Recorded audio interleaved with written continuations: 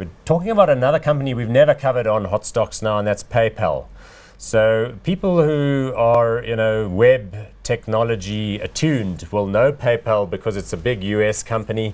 Remember, Elon Musk was involved with starting it back in the day. But in fact, what it is in the United States is a peer-to-peer cash payment option as well as sort of an electronic wallet. So it arose in the US, I think, frankly, because the US's banking EFT system isn't particularly good.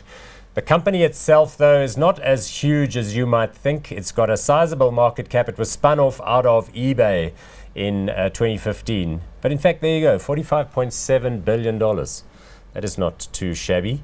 Price-to-earnings ratio, 33.5, not a dividend payer. What do you think about this one, Chris? Good company, good technology, and when you're going to do a payment on this thing, it holds your information on your card securely, and it's never visible to the person that's actually paying. So again, very good encryption in here. So you have to put money into your electronic wallet, and then you can use it at various vendors in the US.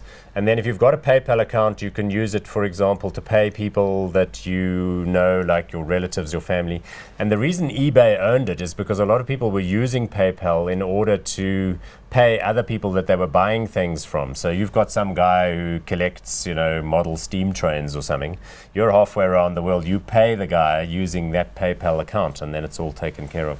You can also extract money from your PayPal account if you want to back to your account. But like I said, in my mind, the only reason PayPal has a business is that US banks are so bad at doing transfers to other banks, like we take for granted here in this country. Yeah. Look, to be fair, they have expanded into other jurisdictions. They're in the UK, for example. Yeah. I seem to remember a few years ago, they had an operation here, I think in conjunction with First National Bank, if I'm not mistaken. Yeah. But I don't know if that still exists or if it managed to really take off.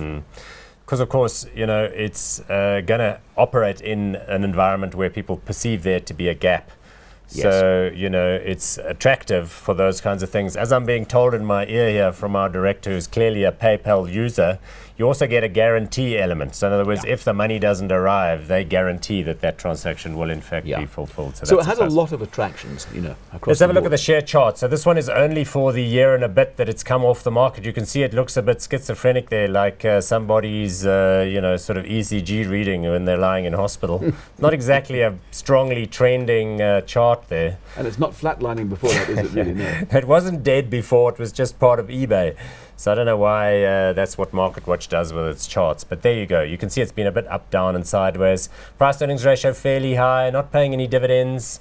I don't know. My concern would be that if Wells Fargo and JP Morgan and all the other US banks, Citibanks, all the regional banks get better at doing EFTs and get something like we've got here, BankServe, then PayPal's reason for being could be a little bit threatened.